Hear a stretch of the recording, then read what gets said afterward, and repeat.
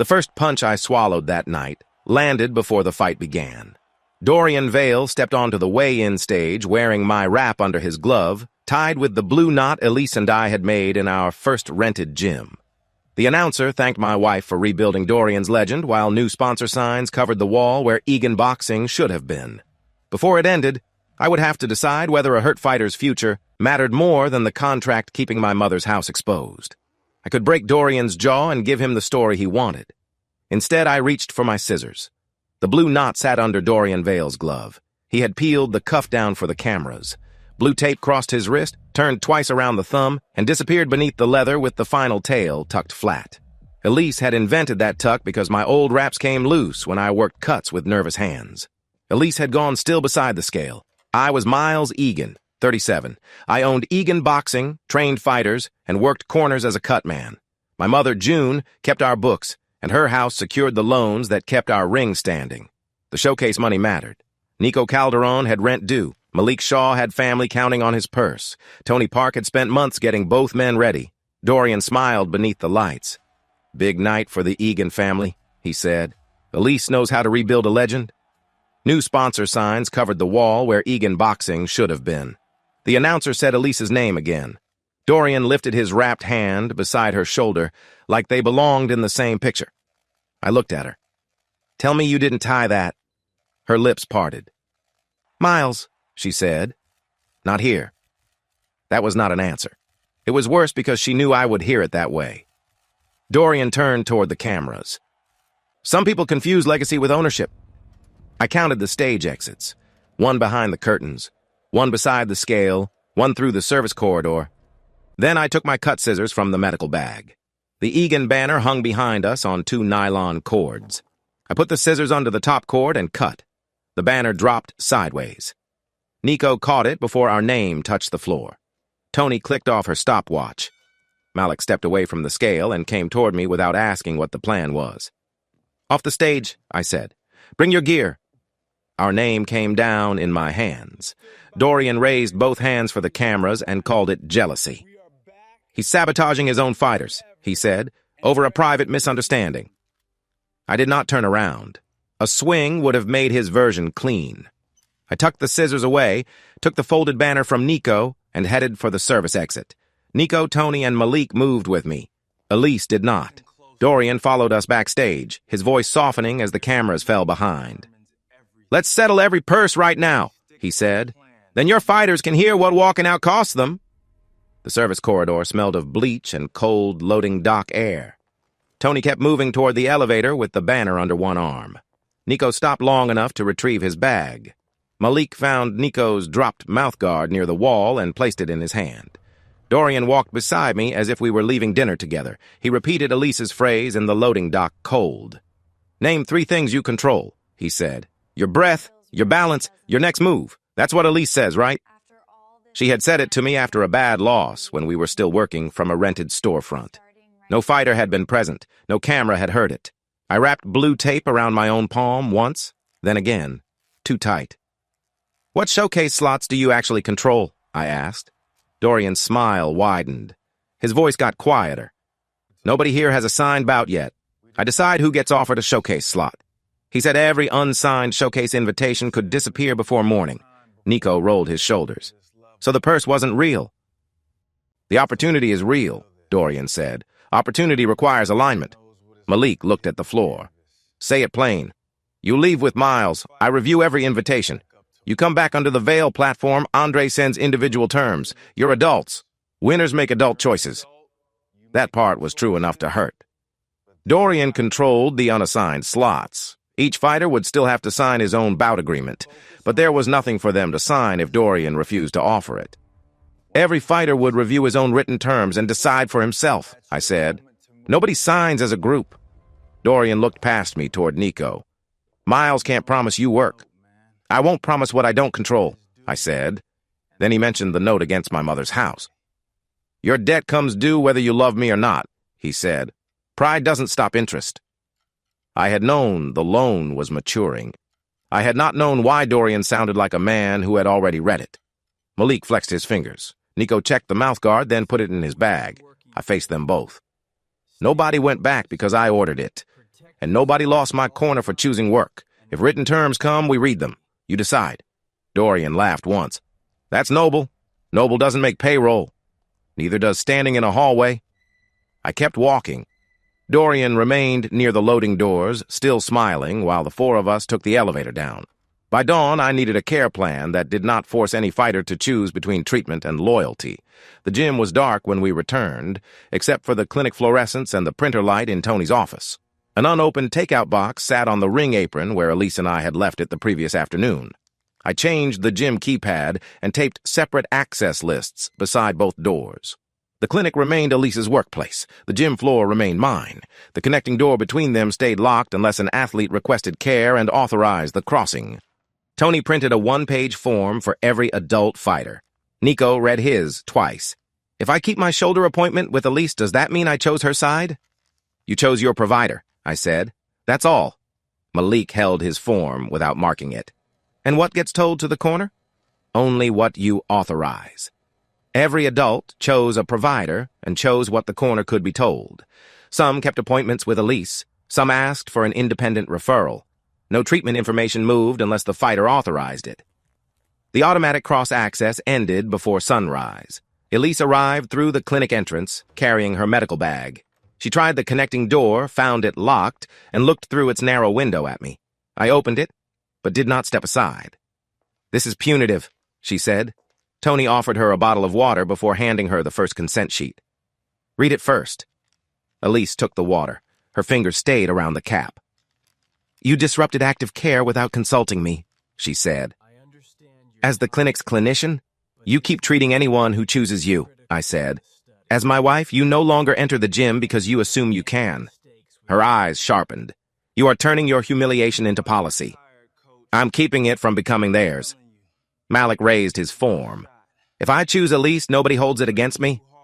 No, I said. Elise looked at me. She could tell when I was lying about pain.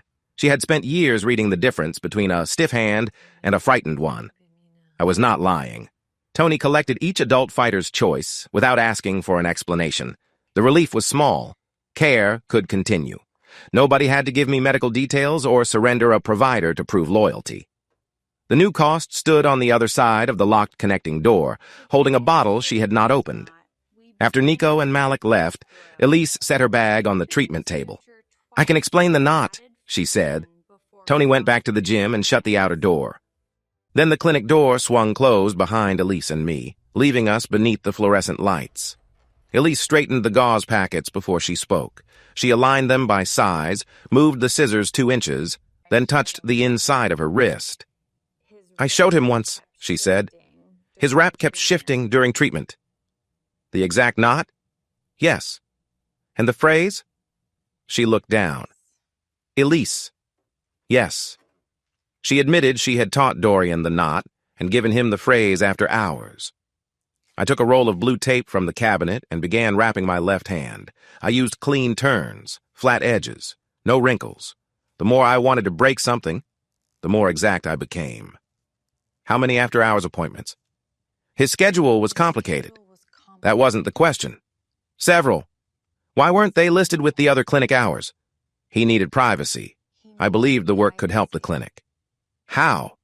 He introduced me to people who saw me as an elite clinician. Not the person behind the curtain. Not just your wife repairing whatever came through your ring. The tape crossed my thumb.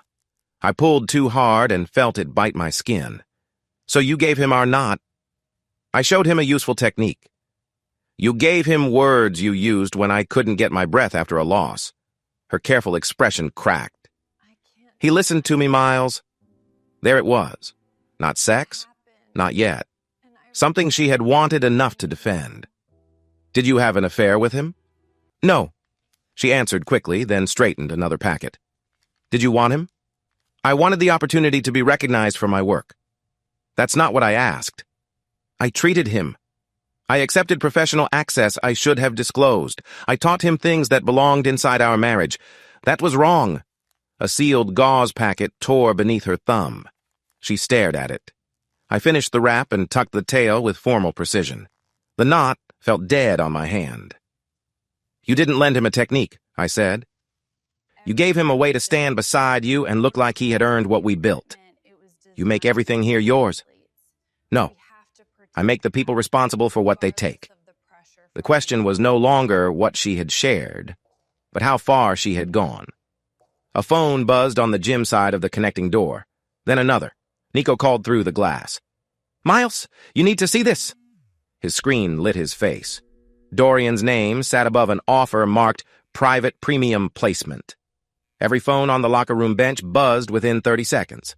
Andre Bell's message arrived first. His language was polished. Private assessment, premium exposure, accelerated placement, limited availability. Dorian's voice note came behind it. Closed room, better eyes, better numbers. You want a clean chance, Nico? Stop letting a neighborhood trainer make your career about his marriage. The offers promised private sparring, premium placement, and an answer before the next night. Nico set his phone face up. Malik did the same. I did not ask to hold either one. "How much?" Tony asked. Nico named the amount. Tony handed him a sandwich from her bag. "Eat. Then tell us what rent is due." Nico took the sandwich but did not open it. All of it. Nico needed rent money more than he needed my pride. Dorian called while we stood there. Nico looked at me. "Your phone," I said. "Your decision." He answered and put the call on speaker. Dorian's voice filled the locker room. "Tell me Miles isn't hovering." "I'm here," I said. "Of course you are. Legacy requires supervision." "What happens in the private sparring?" "Premium people see premium work." "Who witnesses the conditions?" Dorian laughed. "You want a committee around every punch?" "I want equal rounds, equal rest, and people who can say what happened." Andre came onto the line. "We can provide a controlled evaluation." "Controlled by whom?" Tony asked. A pause followed. Nico checked his mouth guard before speaking. "If I go, do I owe image rights?" Andre said. "The release would be part of the deliverable packet." "There's the fee," Tony said. "Secrecy first, your face second." Dorian's voice sharpened. "Miles is scared ordinary comparison will expose him." "Then compare us ordinarily," I said. "Reciprocal rounds, same pace. Witnesses from both sides, nobody signs away an image to enter the ring." "You don't set my platform." "Then don't use my fighters as proof of it." Nico looked from the phone to me. "If I take his offer? You keep your gym access. You keep your care choices. You do not lose my corner because you need rent." Dorian went quiet for one beat. He had expected an order he could sell as ownership. I wrote reciprocal rounds on the whiteboard and uncapped the marker. 6 tomorrow morning, Tony said. "Same bell, same rest. Answer the premium after everybody sees the work." Dorian agreed, then gave Nico until that night to choose. We cleared the benches and marked the rounds on the board. I put Dorian on the visitor list for the open sparring session. Invited access was not automatic access. He arrived with his favored prospect and complained about the lights before the first bell. Tony stood beside the ring with her stopwatch. "Same rounds," she said. "Same rest. No changing partners because somebody gets tired." Dorian smiled. "You always this charming?" "Feet in the ring. Water outside. Clock starts now." Nico touched gloves with Dorian's prospect. The first round stayed light. The second found a pace. By the third, Nico had stopped chasing the head and started working the body when the other man's elbows drifted. Dorian shouted slogans from the apron. "Own the narrative! Premium pressure! Make him feel legacy!" None of it told his fighter where his feet were. I kept my voice lower. "Nico, balance before work." Nico reset. One step, short jab, pivot out. By the fourth ordinary-paced round, Dorian's favored prospect was breathing through an open mouth. His shoulders rose before every exchange. His back foot crossed when Neko turned him. I counted the balance failures and kept the pace unchanged. "Enough," Dorian said. Tony watched the clock. 20 seconds. He's done. Then his corner can stop it. Dorian did not throw the towel. His prospect finished the round, reached his stool, and nearly sat past it. Malik caught the stool with one hand and steadied the man's shoulder with the other. "Easy," Malik said. "Breathe first." Nobody celebrated. Dorian walked around the ring smiling too widely. "Bad matchmaking," he said. "Wrong style. My man cut weight." "Then why agree to the conditions?" Nico asked. Dorian ignored the question and turned to him. "Double the premium, train with me through the showcase, faster purse, better platform." Andre held out the revised offer on his phone. I took the phone, read the amount, and handed it directly to Nico. Dorian watched me. You could lose him. He's not mine. Nico rolled his shoulders and looked at the tired prospect, drinking water beside Malik. What happens if I say no? He asked Dorian. You stay local? What happens if I say yes? You become visible. Nico looked at me. And with you? You work until ordinary pace doesn't break you. Dorian's training myth had taken a clean body shot. The relief lasted only until Nico looked at the doubled number again. He had until that night to answer, and the emptied ring left him holding 2 futures. Nico came back the next morning before I turned on the main lights. Dorian mocked the floor drills and promised Nico faster placement. The message waited on Nico's phone, along with a final button marked Accept. Miles will march you through taped squares while your rent grows interest, Dorian said in the recording. Fundamentals don't trend. Nico played it once. Then he called Dorian. I reset the blue tape marking our footwork grid. It reminded me of the first rented gym, when loose tape had curled beneath our shoes and Elise had fixed my handwrap because neither of us could afford to waste another roll. Dorian answered. Tell me you're ready to be serious. Nico checked his mouthguard, though we had no sparring scheduled. Your way is faster, he said. It's a winner's platform. Is the purse guaranteed? Placement creates purses. So no, Dorian's voice cooled. Miles can't guarantee one either. I know. He says that out loud. Nico deleted Dorian's offer and stepped into the taped footwork squares. Dorian stayed on the call. You're choosing obscurity. I'm choosing the cost I can see. He ended the call. I did not praise him. He had lost real money by refusing the shortcut, and applause would have made his rent feel theoretical. I placed 1 page on the ring apron. It stated my training fee, scheduling expectations, witnessed sparring rules, individual image consent, and his right to leave. Medical decisions stayed outside any promotional promise. Nico read it. Your way is slower, he said again. Yes. And you might still fail to get me about. Yes. He rolled his shoulders. Clean chance? Clean as I can make it. He signed his training terms, then handed me the pen. All right, work. I pointed at the first square. Lead foot. No reaching. For 40 minutes, he moved 1 step at a time. No cameras. No slogans. He lost his balance twice and corrected it himself the 3rd time. Tony watched from the office doorway. He paid premium money for floor tape. Nico kept moving. Rent still due. Then quit crossing your feet, she said. When practice ended, Nico left to chase an afternoon shift. Malik stayed behind near the locked clinic door, flexing his fingers. I've got a question about Dorian's appointments, he said, and I don't know who I'm allowed to ask. Malik asked Elise himself. We stood at the clinic threshold after closing. The posted schedule had ended. The braces were aligned by size, and a locked cabinet hummed beneath the fluorescent lights. Malik kept his eyes on the floor. I saw him here, he said. After hours. Elise touched her wrist. I cannot discuss another patient's care. I'm not asking what you treated. She straightened a stack of resistance bands. Malik had watched Dorian enter the clinic after the last public slot on 3 separate nights. Not passing by, he said. He used the back door. The lights stayed on. I was finishing road work with Tony. Elise looked at me. This is exactly why clinical privacy cannot be managed on the gym floor. No one asked for his file, I said. We opened no file, requested no treatment detail, and touched no locked cabinet. I counted the cabinet locks anyway. 4. Then the exits. 2. Malik flexed his fingers before repeating the question. Why did he have hours nobody else could book? Elise qualified her answer. High-profile patients sometimes require scheduling discretion. Was that written anywhere? I asked. I made a clinical scheduling decision. Did his access displace anyone? No. Did you disclose the personal conflict? Her shoulders tightened. You are assuming the conclusion. I'm asking about access, not treatment. Malik finally looked up. I need to know whether saying no to Dorian changes who takes care of me. That landed harder than anything I had asked. Elise stopped straightening the supplies. No, she said. Your care cannot depend on your promotional choices. Then why did his? She had no clean answer. I will not give you a patient timeline, she said. I didn't request one, I told her. I asked when professional privacy became personal concealment. Her face changed, but she did not confess anything more. She moved the treatment cart against the wall and shut its drawer. Malik marked Marnie Sato as his requested neutral medical contact on the temporary form. He did not reject Elise's care.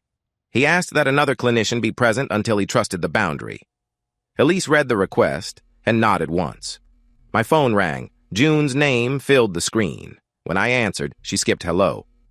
"The loan papers cannot wait until morning," she said. "Come to the house now." June served supper before showing me the papers. She had squared them into one precise stack beside the salt shaker. The unopened takeout box from the ring apron sat in my hands.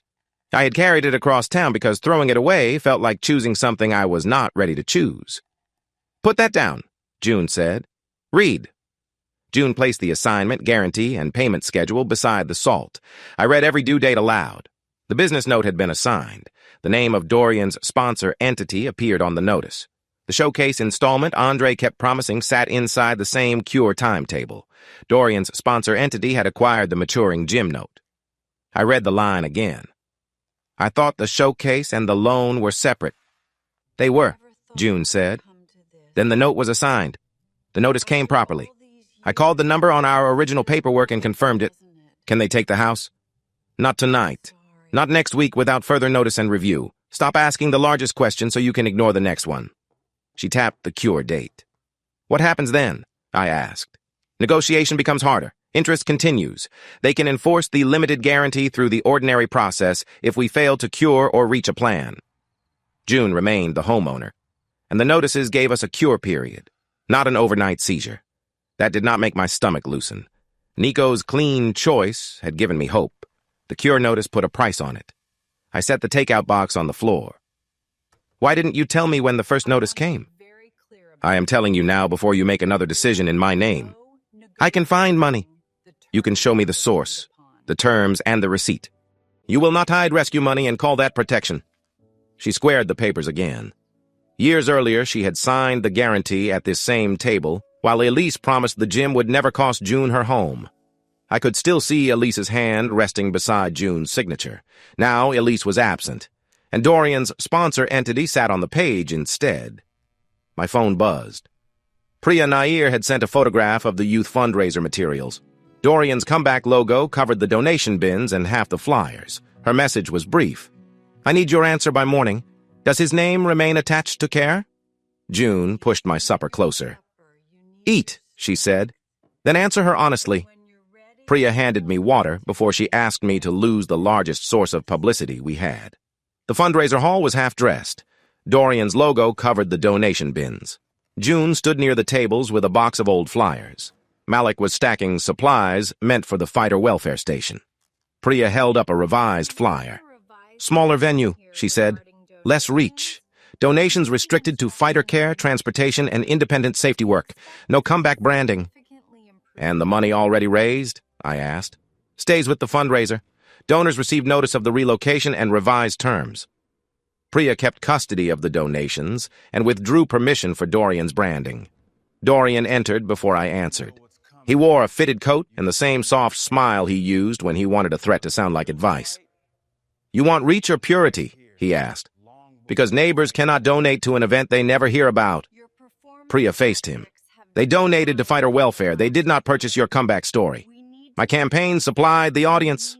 Your campaign supplied branding. Permission for that branding is withdrawn." Dorian looked at me. June's cure date did not move because Priya found principles. June put the flyer box down. "Do not use my roof as a speaking point." He smiled wider. "I'm trying to save it." "No," I said. "You're pricing it." Dorian gestured toward Malik. "Ask him whether a smaller fundraiser pays a showcase purse." Malik paused with a supply carton in his hands. "My purse isn't a reason to put your logo on somebody else's care." Dorian's eyes cooled. Priya spoke to me, not him. "I do not need details about your marriage. I need proof the money is accountable and medical choices stay independent. Those are my terms." The broad audience could have helped us. So could the sponsor installment. June's notices were folded in my jacket pocket, pressing against my ribs. I peeled Dorian's logo from the donation bin. The vinyl stretched, snapped, and left a pale rectangle on the plastic. "We move it," I said. Priya nodded. "I will notify the donors and venue partners today." Dorian watched Malik carry the stripped bin toward the door. "This is a small room making a small decision," he said. "It's our room. Priya replied. The relief was immediate. Dorian no longer got the neighborhood's trust as decoration. The cost followed before we had finished packing. Andre Bell appeared in the doorway, carrying an approval packet in one hand and a withheld payment notice in the other. Andre laid the packet on my payroll desk that afternoon. Nico, Malik, Tony, and June stood in the open doorway. Dorian remained beside Andre, smiling as if the crowd had been invited for a contract signing. Andre marked the sponsor installment withheld and pushed the approval packet across my desk. The campaign milestone was not met, he said. Brand withdrawal creates a deliverable failure. I read the first page. The packet coupled Egan imagery with campaign claims about medical clearance. It wanted the Egan banner restored, campaign use of gym images, anticipated athlete appearances, and language suggesting the clinic supported Dorian's clearance narrative. No confidential records were attached. No individual athlete releases were attached either. Who signed for Nico's face? I asked. Andre checked his phone screen without unlocking it. The request is for umbrella approval. Whose umbrella? The gym's. A gym does not own a man's face. Dorian leaned against the filing cabinet. You run the stable. I run training. Each fighter controls his own image. Marnie controls event clearance. Your wife controls the clinic. Elise controls treatment within consent. She does not clear a whole campaign. Dorian's voice softened. Sign, restore the banner, and the installment moves. Dorian ordered the payment held unless I signed blanket approvals. I aligned every form and left my pen capped. No, June asked Andre. Does refusing this change the cure date? The installment remains withheld, he said. The note process follows its notice schedule. The money expected to cover payroll was gone. Tony clicked off her stopwatch before asking, Who misses pay? Me first, I said. After that, we put every number on the table. Nico looked at the packet. If I sign my own image release? That is your right, I said. It does not clear Malik, sell Tony, or restore the banner. Malik asked, Can Miles approve medical language? Andre's polished rhythm broke. No, not actual clearance. The package frames campaign support. It does not replace the physician. No athlete had signed an image release, and I held no medical clearance authority. Dorian's smile stayed fixed. You are throwing away premium money over wording. I am refusing to sell authority I do not possess. Andre left one unsigned copy of the disputed packet on my desk. He took the originals, but the copy showed how image and clearance language had been bundled. It did not show who had approved that structure before it reached me. Marnie appeared at the office door carrying her glasses in one hand. Care continues tomorrow under neutral rules, she said, or it does not continue through this gym at all. The next morning, I laid a clean towel beside my cut scissors. Elise used to do that before difficult bouts. She would square the edges and say, Before the bell, we choose what kind of corner we are. That morning, she stood across the neutral treatment bay with her hands empty. Marnie imposed neutral booking, individual consent, and independent clearance. 3 forms sat on the table. One identified the chosen provider. One limited what could be shared with a corner. One stated that treatment did not guarantee event clearance. Marnie addressed Nico and Malik first. You choose who treats you, she said. You choose what your corner receives. I decide event clearance independently when that decision is mine to make. She removed her glasses. No promoter, trainer, clinician, or spouse overrides an unsafe threshold. Nico marked Elise for his shoulder appointment and allowed functional guidance to be shared with Tony and me. Malik flexed his fingers over his form. If Elise treats me, can you stay? He asked Marnie. If you request my presence. I request it. Each adult fighter marked a provider choice before treatment began. Elise signed the protocol and rejected Dorian's private priority. He arrived at the clinic door while she was signing. I need the room, he said. We have an open session. Marnie did not move. You may request a neutral appointment. Dorian looked at Elise. Tell her how this works. Elise touched her wrist, then lowered her hand. No private slot, she said. No automatic priority. Elise looked at Dorian and refused his private slot. His smile widened. Miles turns jealous, and suddenly medicine needs witnesses. This is not Miles's medical decision, Marnie said. It is mine. Dorian ignored her. His eyes stayed on Elise. You know what I need. I know what you are asking for, Elise said. The answer is no. Private treatment priority ended in that room. I felt relief, but I did not mistake it for forgiveness. Elise had surrendered discretion she should never have hidden. That opened one professional channel. It did not reopen the marriage or the connecting door. Malik handed his signed form to Marnie. "Am I choosing a side?" he asked. "You are choosing conditions for your own care," she said. Elise prepared the treatment table only after Marnie nodded. She asked Malik before touching his wrist. He said yes.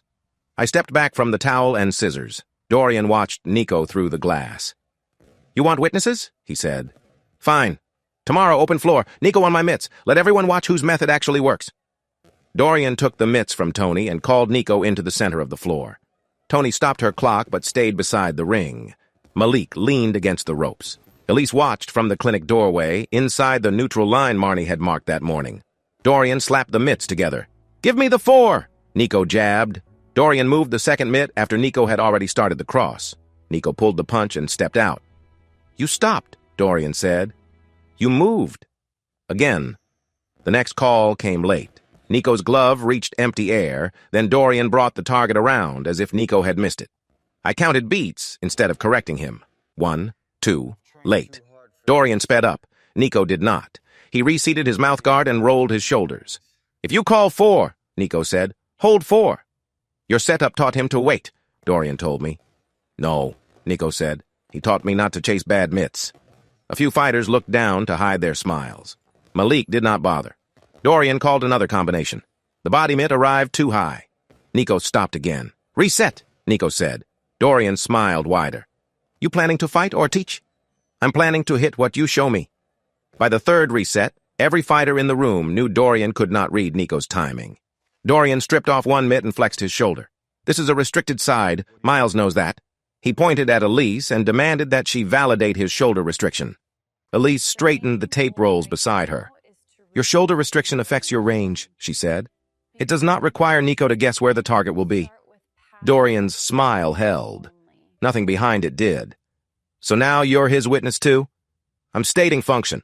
Tony clicked her stopwatch back on. "Nico," she said. "Miles on mitts. Same 4. I stepped in. Nico breathed once through his nose. I called the sequence and held each target where it belonged. Leather landed on time. 4 clean sounds. Dorian dropped the mitts on the apron. The relief I had felt that morning went cold when Elise said she would tell me after closing. Not about his shoulder. About what the after-hours treatment had become. The clinic smelled like antiseptic and the takeout Elise had not touched. She squared 3 gauze packs on the treatment counter. I wrapped blue tape around my left wrist and pulled until my thumb tingled. "You're cutting off circulation," she said. "I know." The fluorescent light buzzed above us. I asked one question. "Did it become sexual?" Elise stopped touching the gauze. Elise said the after-hours relationship had become an affair. "It was an affair," she said. "The treatments stopped being only treatments." The treatment had become sexual, and she claimed she had ended it before the weigh-in. My hands stayed still. "When?" "August 12th. She gave me August 12th as the night she ended it. "Before the weigh-in," she said. "Before the campaign launch. Before he wore the knot." "You gave him the knot before or after?" "Before I ended it." "And the phrase?" "Before." The answers landed clean. That made them worse. "Why end it?" Her fingers moved to her wrist. "Because I understood what I was doing."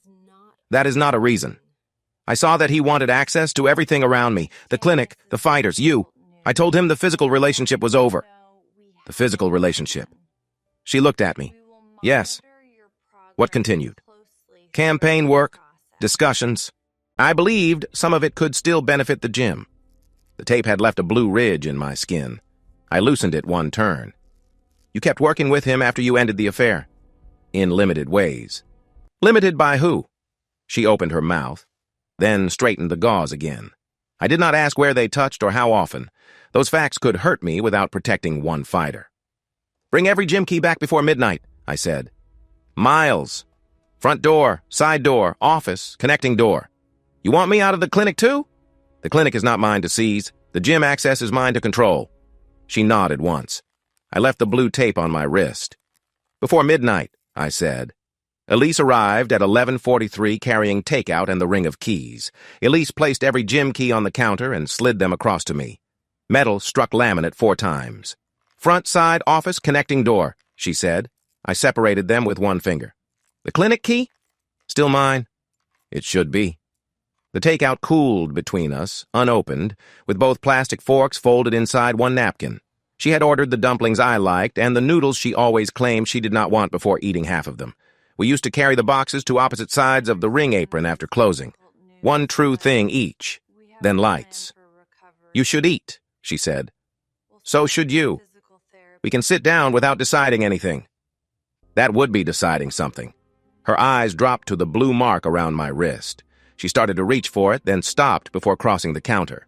"Where are you sleeping?" "Above my mother's garage." "For how long?" "Until coming home means more than being tired."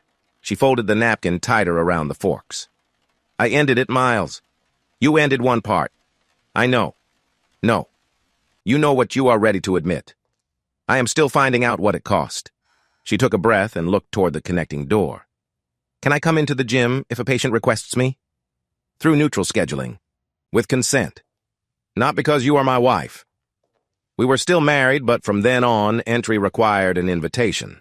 That night, the marriage stopped granting us a shared bed or an unlocked workplace. I pocketed the keys and left the food where it was.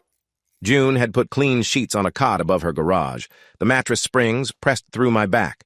My motorcycle waited below, its engine ticking as it cooled. "The bathroom lock sticks," June said from the stairs. "Supper is covered. Do not make promises tonight." "I wasn't planning to." "Good. Sleep before you make tomorrow worse." She went down without asking for details. I counted the window and the stairwell as exits. My phone lit in the dark. Tony had forwarded a message from Andre. "Private meeting before practice. Sponsor terms attached." Andre waited beside my office doorway the next afternoon with a glossy envelope. Dorian stood behind him.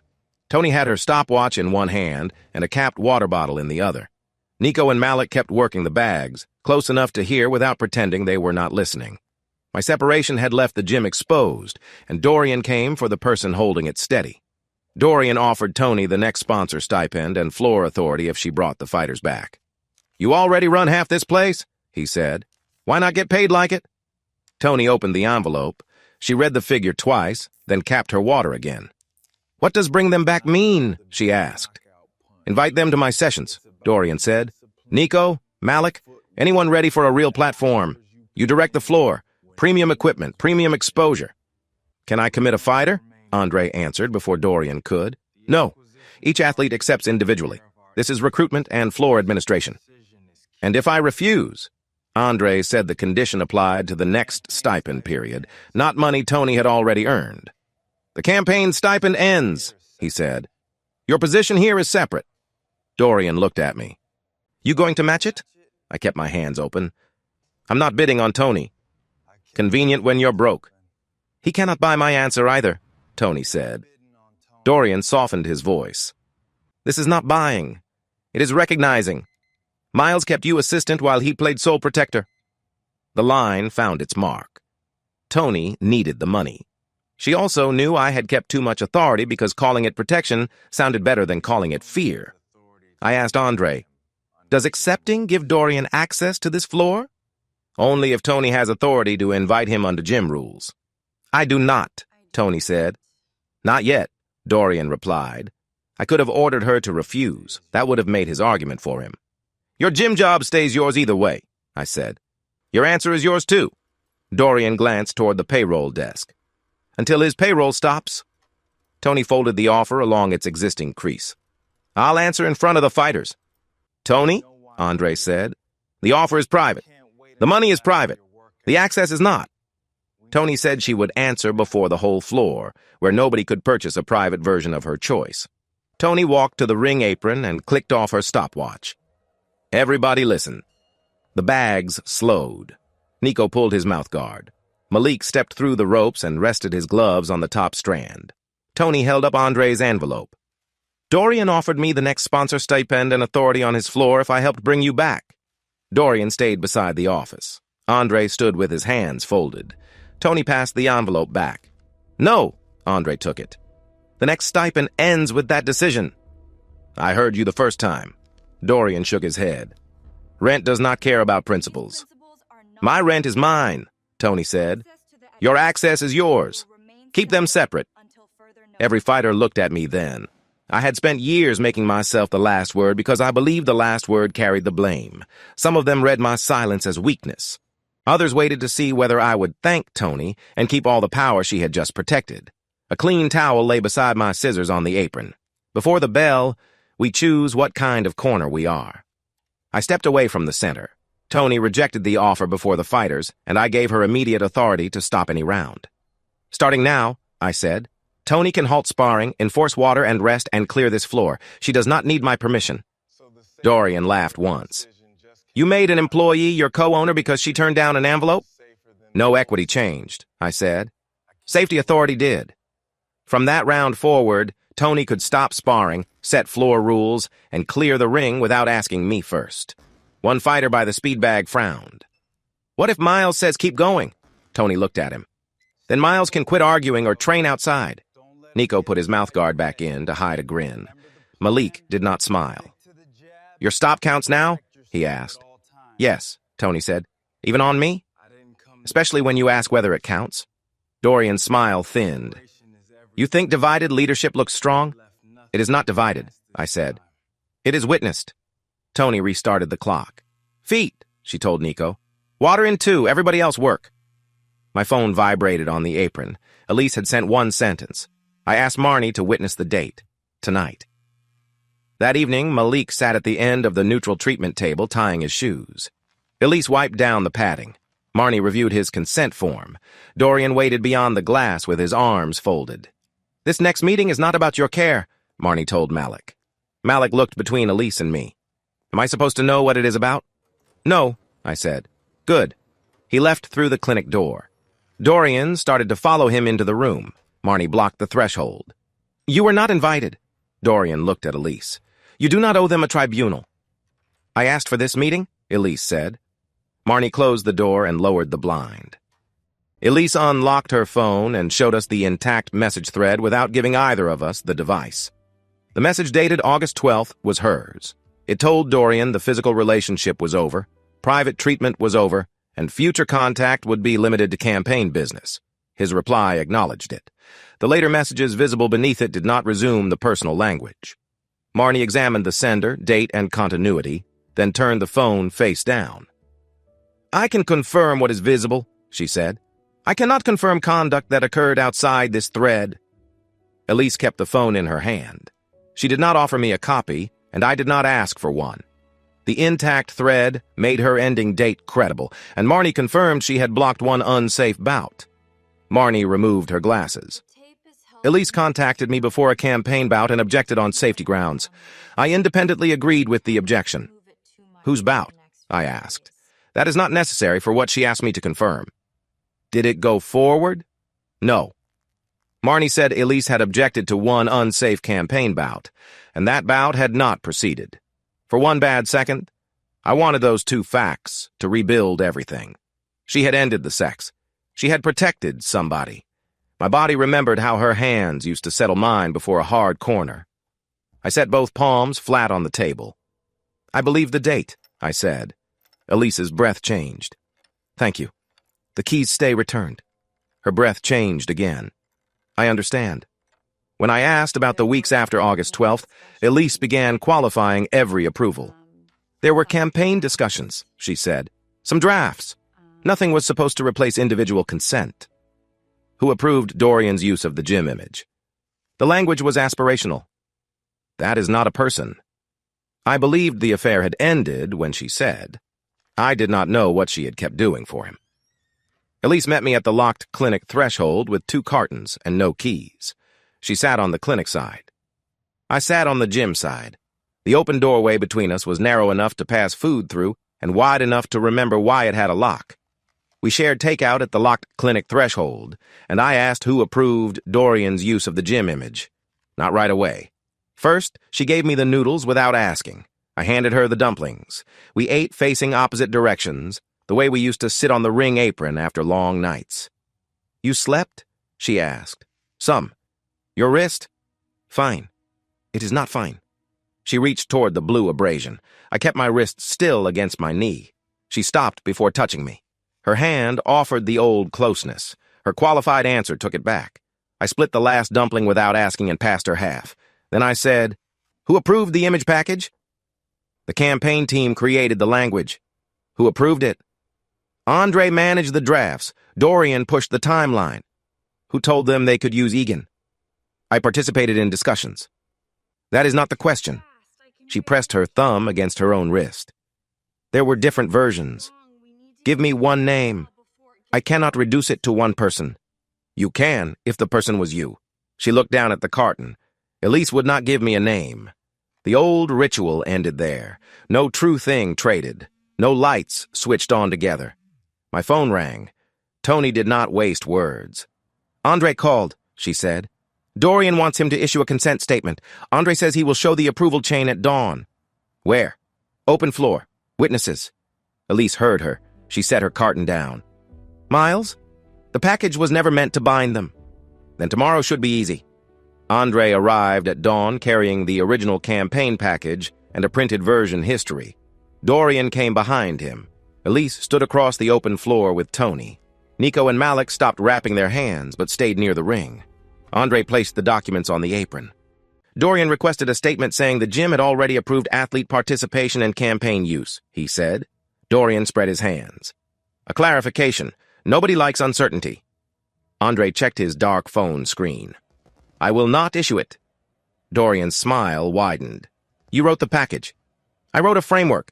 It requires gym mark permission and individual athlete releases. We do not have the releases." Andre displayed the dated package and refused to claim that any fighter had given blanket consent. He turned the signature page toward us. Elise's signature sat beneath August 26, 2 weeks after she had ended the affair. Nobody else needed to know why that date hit me twice. Tony only needed the document in front of her. Elise touched her wrist.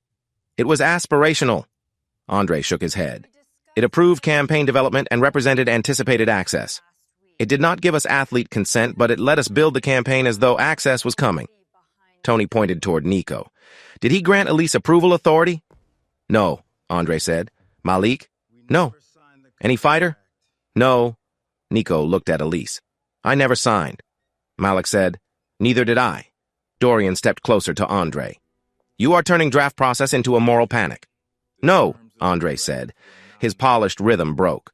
"You want me to say they consented? They did not." "Then you are off the account." Andre swallowed. "Understood." The version history, missing releases, and Elise's dated signature stayed on the table between us. I looked at Elise. "Did you sign it?" "Yes." "Did any fighter authorize you?" "No." "Did you tell Dorian that?" "Not clearly enough." Tony's voice stayed flat. "There is no enough. You had authority or you did not." "I did not." The betrayal had crossed the bed, the clinic, the gym mark, and the bodies she had assumed would follow. Ended sex was not a clean ending. It had only changed the kind of access she was giving him. Andre gathered everything except my copy. "The withheld installment will not move," he said. "Payroll clears tomorrow if you fund it elsewhere." I already knew what I owned that could clear by then. My motorcycle title was in June's kitchen drawer. The buyer stood at June's kitchen table with the bill of sale between us. My motorcycle waited in the garage with its front wheel pointed toward the street. Tony had brought the payroll total. Nico and Malik had come to drive me back to the gym once the bike was gone. June placed the cure balance beside the title. "Do not confuse these numbers," she said. "The sale covers wages. It does not cure the note." "I know." "Say it anyway. The house is still exposed to the cure timetable." "Good. Sign." I signed the motorcycle title and transferred every cleared dollar into the gym payroll account. The banking screen showed the sale payment cleared. I moved it into payroll and set the phone beside Tony. She checked the total. "Everybody gets paid," she said, "including the cleaning hours." "Everybody but me." June looked at me. "You worked." "I also own the shortfall. That is not a permanent wage policy." "No." She stapled the receipt before touching her cooling supper. June stapled the bill of sale to the deposit receipt while Tony checked the payroll total. The buyer carried out the title and took the keys from the hook. The buyer rolled my motorcycle out of June's garage, leaving the hook empty. The engine started below us. I knew its idle better than some men's voices. It moved down the street and did not come back. Malik looked at the cure notice. "That money did nothing for the house?" "It kept your wages from becoming Dorian's property," June said. The house remains my problem on paper and Miles's problem in practice. Nico leaned against the counter. You going to be walking everywhere now? Tony will make me do road work. I charge for rides, Tony said. For a minute, June's kitchen almost sounded normal. Then Nico looked at the blue tape peeking from my bag. That knot Dorian wore, he said. Does it belong to the marriage or does it belong to safety? Vic had asked me versions of that question for years. I had never answered while it could cost me something. Open practice tomorrow, I said. Bring clean wraps. The next morning, Nico offered me his right hand. Other one, I said. He switched without making a joke. I had approved Elise for limited entry because Nico had requested a shoulder check. Tony placed her name on the access sheet and directed her to the neutral corner. Elise went there and no farther. Dorian stood behind the public viewing rail. Vic sat beside the ring, rubbing the scar on his thumb. Tony ran the floor. I wrapped Nico's left hand in blue and explained every pressure point before the open floor. The tape rasped over his warm knuckles. Twice around the wrist. Support without cutting circulation. Space at the thumb. No ridge that would fold into skin under the glove. Vic stopped me after the first turn. Why that angle? To keep the wrists stacked. Not because your wife did it that way? No. Again. I unwound the pass and demonstrated it slower. Elise watched from the neutral corner. In our first rented gym, the cheap tape had kept slipping until she tied the end through itself and tapped my wrist. Her hands had been sure before either of us had money or a reputation to lose. My fingers paused. Nico looked at me. You stopping? No. I finished the loop and pressed the blue knot flat. Dorian spoke from behind the rail. Family magic for the whole neighborhood now? Vic did not look at him. If a man cannot explain what keeps a hand safe, he said, he is guarding a habit, not teaching one. I checked the wrap at Nico's thumb. Flex. Nico flexed. Too tight? No. Any numbness? No. Then remember why each turn is there. Do not copy the shape and forget the hand inside it. Selling the bike had stripped me down.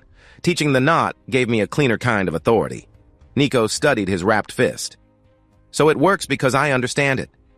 It works because you can question it. The knot no longer belonged to my marriage, and it did not belong to Dorian's glove. Elise lowered her eyes. I did not invite her closer. Sharing the method did not reopen the marriage. It only stopped secrecy from being the thing that made the method mine. Tony called the next round. As Nico climbed through the ropes, I saw Dorian leave the viewing rail. He went toward Malik's locker carrying a purse envelope. I caught up outside Marnie's exam room. Malik stood with his back to the wall. Dorian held the purse envelope flat against one palm. Elise was inside straightening supplies. Marnie's clearance rule was posted beside the door. Dorian offered Malik the undercard purse if headache talk stayed outside Marnie's room. This is tomorrow's money, Dorian said. Not a discussion about every normal camp ache. Malik looked at the envelope. My family needs it. I know. That is why I am giving you the chance. What exactly are you asking him to hide? I said. Dorian turned his smile on me. Nobody said hide. You said keep headache talk out of the medical room. I said do not let routine discomfort become a narrative. Malik flexed his fingers and looked at the floor. It is a headache, he said. I'm tired. That is all. Your reaction slowed this morning, I said. I missed one catch. I saw two. Dorian held the envelope closer. You want tomorrow to change for your family, or you want Miles to turn you in to prove he is the safest man alive? Malik smoothed one bent corner of the envelope without taking it. He priced tomorrow's money against Malik's honest medical disclosure. Marnie opened the exam room door. Do you have symptoms you want assessed? She asked Malik. Dorian answered first. He has ordinary camp fatigue. Marnie removed her glasses. I did not ask you. Elise stepped into view. If there is a headache, it should be reported. Malik looked at her. I decide what I report. Yes, Elise said, backing away from the threshold. You do. Marnie's posted rule still made her the only person in that corridor who could grant clearance. I kept the doorway open. I am not ordering you into the room, I told Malik. I am telling you it stays available. He looked at me, then at the envelope. I need the money tomorrow. For the first time, Malik's purse and his symptoms were tied to the same choice. Dorian tucked the envelope inside his jacket. Then we need Miles's answer, too. He faced me. Final showcase. Your corners, your fighters, your physician. Inside the card or outside complaining about it. When? Before closing, Dorian placed the corner addendum beside June's untouched soup. Marnie sat across from him. Tony stood near the counter with Nico and Malik. June had the cure notice, payment schedule, and purse schedule squared into separate stacks. I read the withdrawal clause aloud. The corner may withdraw services before or during competition. Independent medical clearance remains with the ringside physician. Athlete participation and image use require individual consent. Marnie nodded. That preserves my authority. No promoter or corner can override a medical refusal. Dorian tapped the payment page. And if your corner disrupts a scheduled bout, the corresponding service payment can be forfeited. If the showcase milestone fails, the withheld installment does not move. June looked at me. That does not take my house tomorrow, she said. It does leave the cure unpaid and makes the next negotiation worse. Do not sign unless you understand that. I understand. Tell me what your signature can cost. The showcase payment. The planned cure money. The fighter's purses if the card fails. Malik's jaw tightened. My purse is my choice. Yes, I said, until a medical threshold closes the bout. Dorian leaned back. You hear that? He is already preparing to take it from you. I am preparing to serve as his corner, I said, not own his decision. Nico pointed at his name on the purse schedule. Can he promise I fight? No, Marnie said. Tony added, and I still stop contact rounds on our floor. Dorian exhaled. This is a showcase, not a committee. It is several separate authorities, Marnie said. That is why your signature cannot combine them. I looked at June. When she had guaranteed the gym, Elise and I had promised it would never cost her the house. I had broken the clean part of that promise already. I would not cover the break with reassurance. I can control whether I provide the corner, I said. Marnie controls clearance. They control participation. Dorian controls promotion and whether he pays under the agreement. June squared the addendum beside her soup. Then sign the terms you can live with. Do not sign his confidence. I accepted the showcase corner work only after neutral clearance, and my withdrawal authority stayed in the addendum. The pen pressed through the carbon copy. Dorian kept promotion, Marnie kept clearance, the fighters kept consent, and I kept the right to withdraw my corner. It was not a safe agreement. It was a place inside the card where I could act before Dorian isolated another fighter. Dorian took his copy. First card-bound contact session starts at 6. At dawn, I would count Malik's responses instead of contract clauses. The timer gave one thin beep. 2, I called. Malik should have stepped right and touched the left pad. He stayed centered, shoulders tight, eyes fixed where the pad had been a second earlier. I reset my feet. 1, he jabbed late. 2. Malik missed my second count too, and I lowered both pads. I heard you, he said. You did not move. My legs are heavy. I clicked the timer off and stepped between him and the contact lane. The other fighters had been waiting along the ropes for their turns. Tony cleared them back with one sweep of her hand. Elise stood at the clinic threshold with Marnie, both of them watching Malik instead of me. Malik took out his mouthguard and straightened it between his thumbs. Give me another round. No contact, I said. I am tired, Miles. That is what camp feels like. Your eyes stayed behind the count twice. He glanced toward the purse board. His name was still under the warm-up undercard, with a number beside it that could cover months his family did not have. You stop me now. Do I lose the money? I do not control the purse. You control whether I get to work. I control contact on this floor. Marnie came closer. Look at me, Malik. He did. His chin lifted with the effort of making it look easy. She asked him to follow her finger, then checked his balance without touching him. Elise kept her hands at her own sides. Marnie suspended all contact until an independent reassessment. No sparring, no pad contact, no competition warm-up, she said. We reassess before anything changes. Malik looked at me. You told me my choice mattered. It does. This does not feel like my choice. No, Marnie said. It is my medical hold. You still choose whether you let us assess you. The gym door opened. Dorian entered first.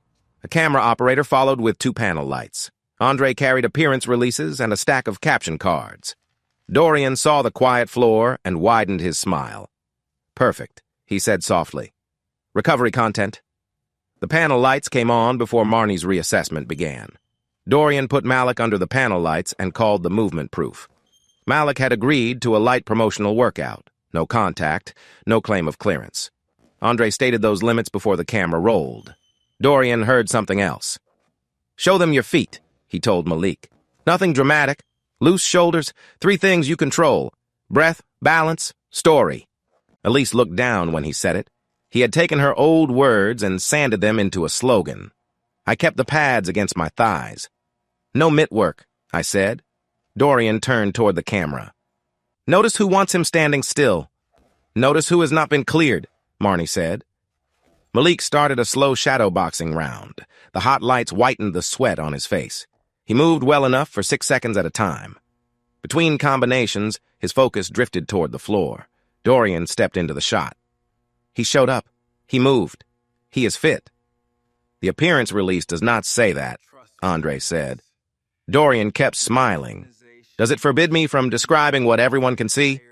It covers a light workout, not a health certification?"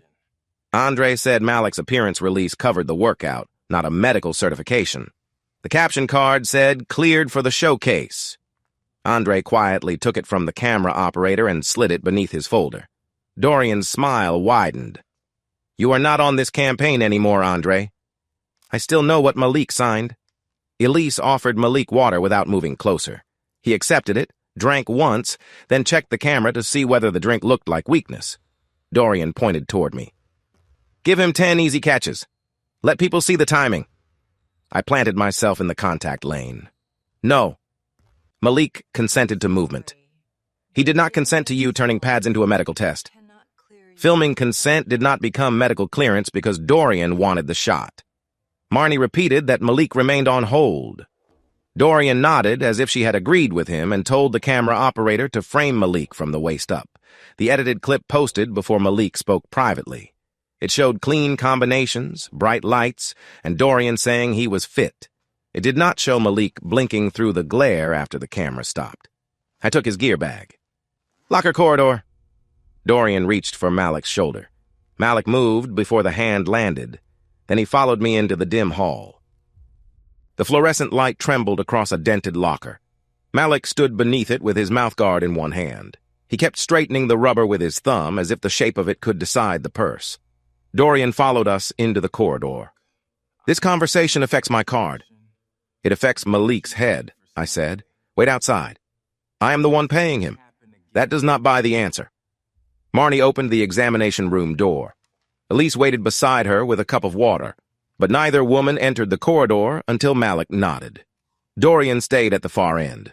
I started rewrapping my own left hand, once around the wrist, twice around the thumb.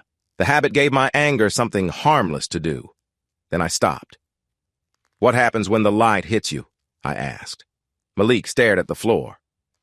"It is bright." "That is not what I asked." His fingers flexed. Behind him, the undercard check-in clock changed by 1 minute. I said, "No shame, no speech.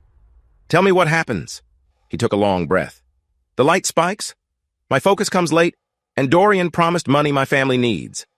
Malik admitted the light spikes, the delayed focus, and the money Dorian promised his family. Nobody moved. "How long?" Marnie asked. "Since yesterday, maybe before." Elise touched her own wrist. "Any nausea?" "A little." Dorian spoke from the end of the hall. "He just performed under the lights." Malik turned on him. "I performed because you said the clip kept the purse alive." Dorian softened his voice. "And does your family need it less now?" Malik looked back at me. "If I go in that room, tomorrow is gone. I cannot promise the purse. Can you keep this between us?" "No." His jaw tightened. "I trusted you. You trusted me with something that requires action." "I am scared," he said. "Not of fighting, of calling home with nothing." That was the honest sentence.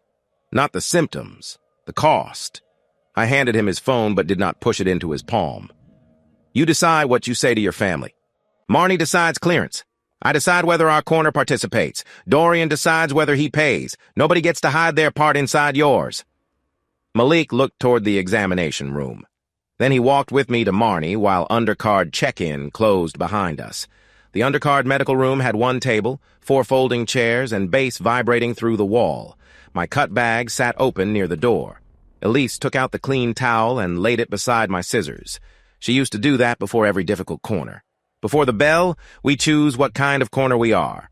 She did not say the words. She did not touch me. Marnie lowered the examination light. "Again," she told Malik. He followed her finger. He walked heel to toe. He answered her questions without looking at Dorian, who stood against the door with a waiver in his hand. Marnie removed her glasses.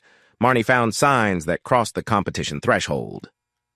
"Malik is not cleared for the undercard," she said. Dorian held out the waiver. "He is an adult. He understands the risks." "Being an adult does not give him authority to order a sanctioned bout," Marnie said. "And it does not give you authority to override me. It is a headache and nerves. It is a medical refusal." Dorian turned to Elise. "You have worked with him. Give me a functional opinion." Elise straightened the towel edge. "My conflict is disclosed. Marnie has authority. I am asking whether he can move. You are asking me to weaken her decision." Malik looked at me. "If I lose this, do I still have the showcase?" Dorian answered. "Not through my card. No undercard, no recovery arc, no final purse." I folded the towel once. "I am withdrawing Malik from the undercard," I said. "Egan Boxing is withdrawing as his corner for this bout." I withdrew Malik from the undercard and withdrew Egan Boxing as his corner. Dorian held the waiver closer. "You can preserve his purse with one signature." Dorian's waiver could not override Marnie's refusal or restore my corner. The undercard was over before Malik reached warm-up. Malik sat down. For a second, he looked younger than 24. Then he picked up his phone. "I call my family myself." I returned it to him. Elise stepped toward the table, stopped, and waited until Malik asked her for water. There was relief in the room. Malik would not fight that night. The relief had a number attached to it. Andre appeared at the door with his phone in one hand and cure papers in the other. "Dorian's entity issued the acceleration notice," he said. "Copies are already headed to June." The lost purse followed us to her kitchen. June served cold supper before she let Dorian speak. She placed a plate in front of Malik, another in front of Elise, and the cure papers beside the salt shaker. Andre stood near the sink. Marnie kept her medical bag by her chair. Dorian served the accelerated cure notice and tied a larger showcase purse to Elise, clearing Malik privately. I counted the dates twice. The first deadline had moved closer. Not close enough to take June's house overnight. Close enough to crush payroll, delay the negotiated cure, and make every following conversation worse. Andre tapped the notice. "The assigned note permits acceleration and review. It does not transfer the property." The notice shortened the cure window. It transferred neither June's house nor Marnie's authority. Dorian sat across from Malik. "The showcase purse is larger than the undercard money, enough to help your family and help Miles cover the cure." "My body is not his payment," Malik said. "Of course not. You recover, Elise confirms function, Marnie does the event form, and everybody wins." Marnie's voice stayed level. "You do not assign my decision to Elise." Dorian ignored her. "Elise knows his baseline. She can assess him privately without an arena making normal symptoms into theater." Elise touched her wrist. "You are asking for my approval because you know you do not have Marnie's. I am offering you professional authority. You are offering me responsibility for the answer you want." June squared the pages. "My house is not a medical instruction." Dorian leaned toward her. "I am trying to preserve it. You are pricing another person's health against my roof. I refuse the bargain." He smiled wider and spoke softer. "The debt exists whether you approve of my manners or not." "So does Malik," June said. "He is sitting at my table." I kept my hands flat beside the notice. He had put June's roof, Elise's judgment, and Malik's head into one bargain. Dorian asked me for an answer. "I do not answer for Elise, Malik, Marnie, or June." "You signed into the card." "I signed my corner into it. I did not sign their authority away." Malik looked from the larger purse figure to June. "Does your house depend on me fighting?" "It depends on repayment," June said. "It does not depend on you ignoring a doctor." Dorian stood. "The offer expires at noon." Malik pushed the plate away, then pulled it back and took one bite. "I want the whole offer in Marnie's room tomorrow," he said. "No hallway, no camera." Dorian checked the clock. "Then do not be late." The water cup stayed untouched beside the folded cure notice. Malik sat nearest the door in the neutral consultation room. Marnie took the chair across from him. I stayed against the wall with my hands empty. Elise waited outside. So did June. Dorian arrived 2 minutes after us and tried the handle. Marnie opened the door halfway. "Malik controls who enters. I am funding the decision." You are funding a proposed purse. Dorian looked past her. Malik? Wait outside, Malik said. Marnie shut the door. I laid the cure notice flat. My conflict first, I said. If the showcase payment disappears, the gym debt gets worse. June's guarantee is still exposed. The larger purse would help her timetable and your family. Malik studied me. So her house does depend on my choice. No. My repayment problem touches your choice. That is why I am telling you before you decide. You want me to say no.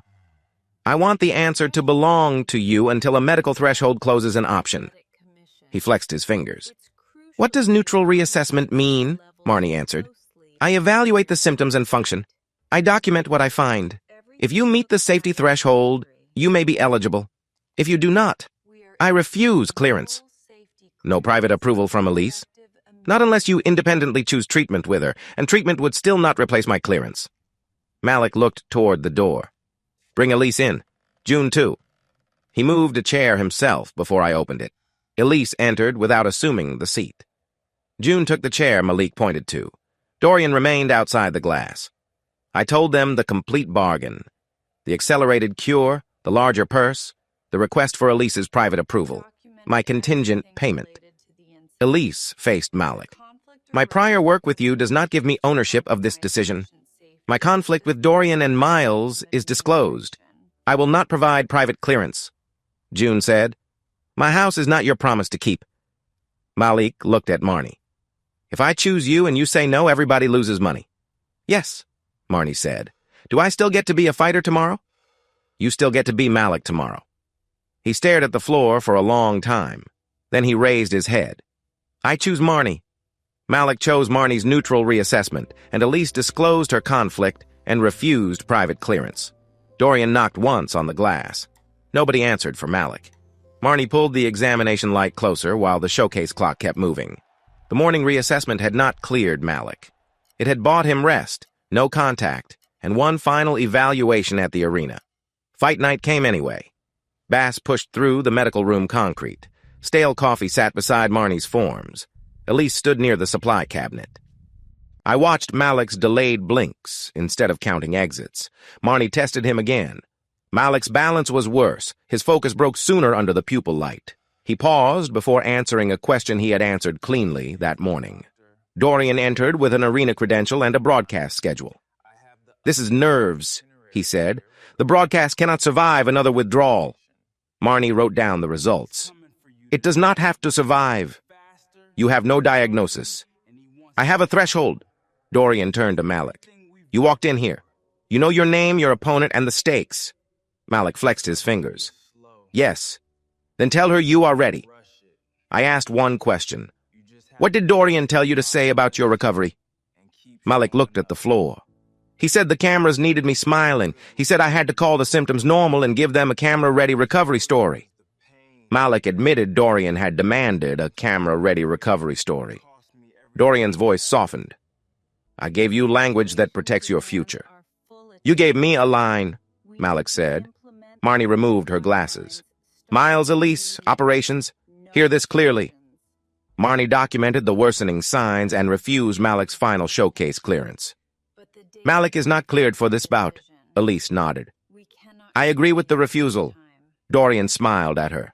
Agreement is not authority. No, Elise said. Marnie has authority. I am telling you I will not undermine it.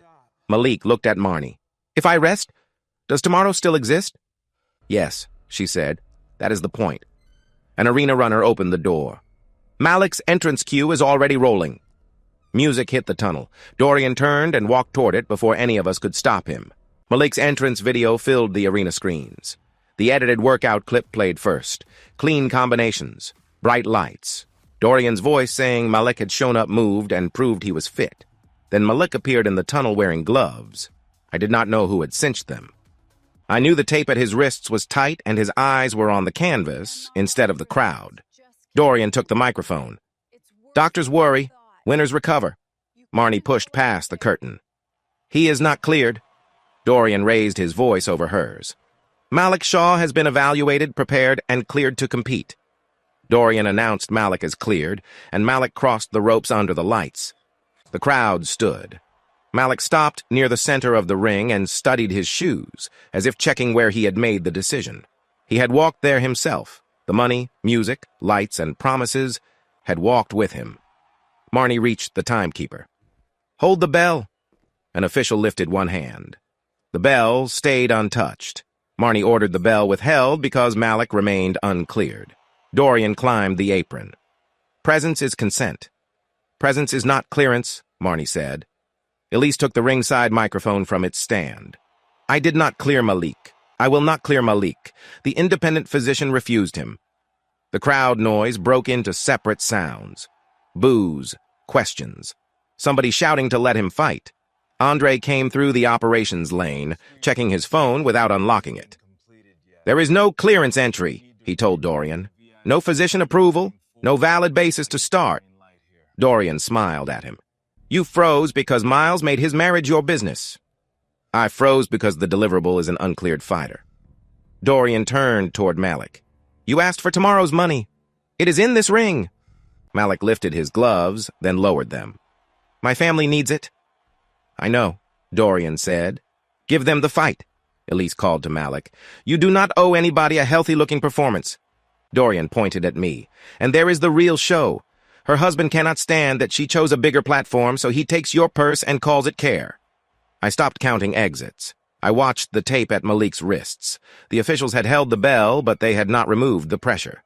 Malik remained gloved beneath the lights, while the crowd treated delay like cowardice. Dorian leaned through the ropes. "Timekeeper, call the bell." The official looked toward Marnie. "No." Dorian shouted it again. Malik's shoulders tightened. I took the clean towel and scissors from my cut bag and stepped toward the ring stairs. Elise reached the apron before me. She took the towel from my hand and laid it beside the scissors on the ring edge. Clean. Flat. The way she had in our first rented gym, before debt and applause and Dorian had entered the room. She met my eyes. "I will not clear him." Elise refused clearance where Dorian, the officials, and the cameras could hear. Dorian saw me put one foot on the stairs. "You enter that ring, your showcase payment is gone. June carries the shortfall." Dorian declared the showcase payment forfeited, while Malik was still in the ring. I climbed through the ropes. The crowd got louder. My head got quieter. I did not look at Dorian.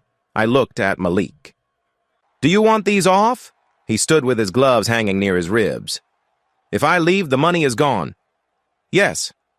"My family still has tomorrow." "Yes." He held out one hand. Malik lifted one hand so I could free him, then left the ring with me. I slid the scissors beneath the outer tape and cut away from his wrist. The first glove loosened, then the second. I cut the tape, securing Malik's gloves, and walked him out before the bell. Dorian followed us along the ropes. "You are using him to punish me." "No," I said. "That is what I am stopping." I told the official Egan Boxing was withdrawing the corner. Marnie repeated that Malik was medically barred. Elise stayed beside Malik without touching him until he put one freed hand on her shoulder for balance. The bell never rang. The broadcast crew cut the entrance music. The opponent's corner backed away. The promised card could not proceed as advertised. Dorian kept talking. He named breach, forfeiture, debt, cowardice, jealousy. He offered every word except responsibility. I folded the towel over the scissors and guided Malik through the ropes. I did not turn toward Dorian for a speech. The money was gone. June's repayment problem remained. Malik had lost the undercard purse, the showcase purse, and time he could never bill back to anybody. Elise followed the patient. Marnie followed Elise. I followed Malik. Behind us, Dorian took the live microphone and offered replacement bonuses to any Egan fighter willing to save the show. Dorian's replacement offer reached the tunnel before we did. "Double purse," he called through the microphone. "Any eligible fighter ready to prove this sport still belongs to fighters." Nico stood near the mixed zone barrier. Tony was beside him with her stopwatch turned off. Jessa waited with her recorder visible. I kept one hand near Malik and answered for nobody. Dorian came off the apron. "This was domestic sabotage," he told the cameras. "Miles used a medical disagreement to punish his wife and destroy a legitimate event." Jessa stopped typing. "Was Malik medically cleared?" "He was physically present and prepared." "That was not my question. Was he cleared?" Dorian's smile widened. "We had conflicting perspectives." Marnie said, "There was one clearance authority I refused." Jessa looked at Malik. Do you want to speak on record? Malik flexed his fingers. Yes. Nico and Tony gave the same answer. Nico, Tony, and Malik refused Dorian's replacement money on the record. Nico rubbed the blue knot beneath his own wrap. I want a clean purse, he said. Not money for pretending I did not see what happened. Tony clicked the stopwatch once, then shut it off. My job is to stop bad rounds. I am not coaching the replacement. Malik looked directly at Dorian. I was not cleared. I will not be your recovery story. Jessa did not ask what symptoms he had. She did not ask about Elise and Dorian. She confirmed the public refusal, the withheld bail, and the bonus offer. Jessa verified only public conduct and consented adult statements, never Malik's private medical details. Andre stepped into the operations lane. Freeze every unapproved fighter release, he told the campaign staff. Stop distribution and replacement edits. Andre froze every unapproved fighter release and stopped campaign distribution. Dorian lowered his voice. You do that, you lose my account. I lost it when you asked process to hide consent. Priya came through the mixed zone carrying 2 bottles of water. She handed one to Malik before facing Dorian. Our safety terms were explicit. You sponsored a fight. I sponsored accountable fighter welfare. Priya withdrew the sponsorship and kept the unspent funds for independent welfare work. Dorian still had lights, cameras, and a marketable face.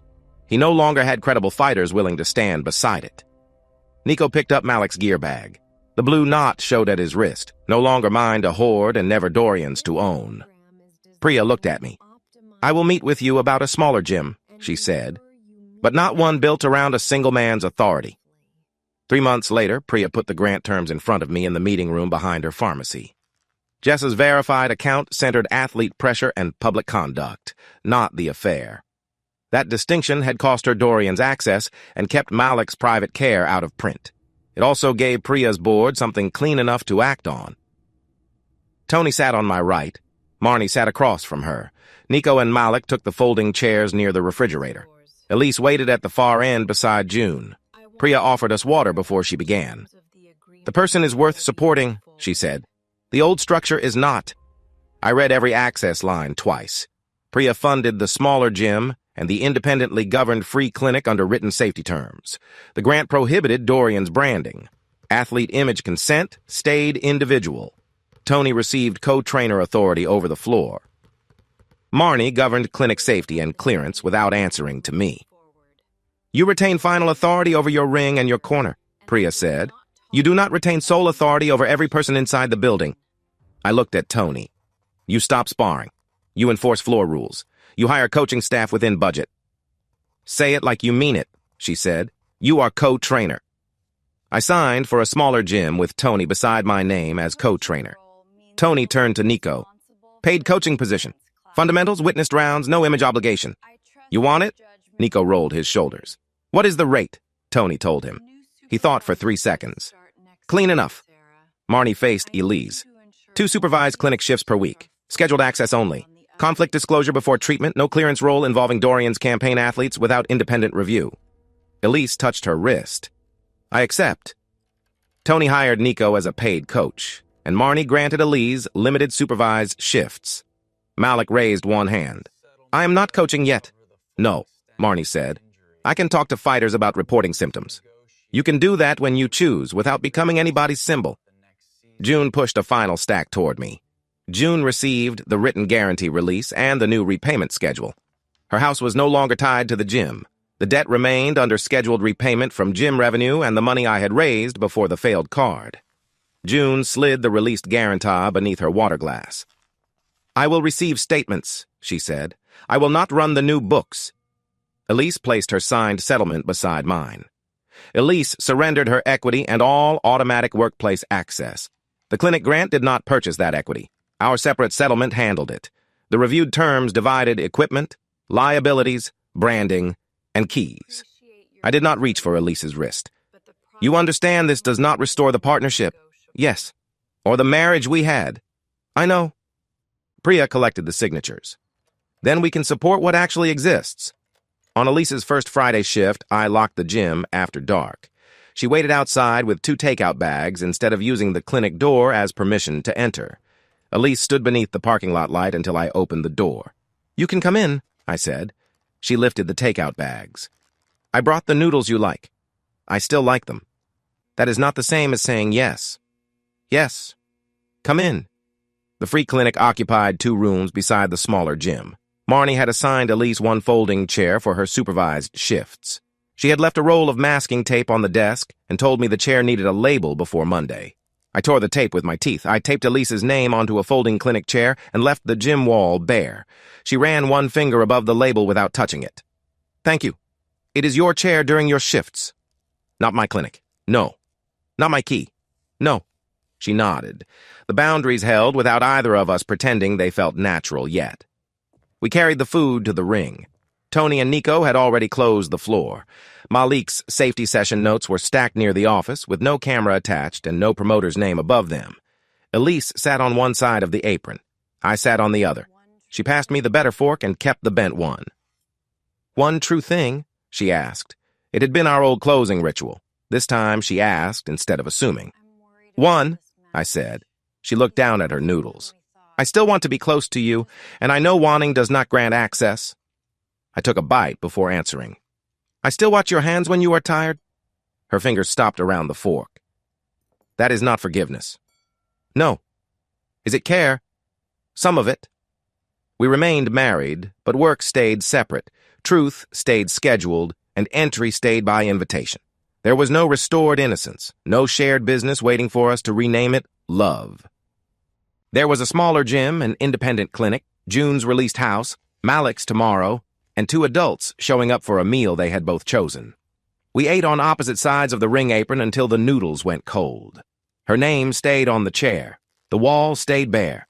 If you want more stories about betrayal, consequence, and hard-earned boundaries, subscribe to... Would you have cut Malik's gloves off knowing what it would cost June and the gym? Thanks for listening, and remember that a real corner protects the person before it protects the payday.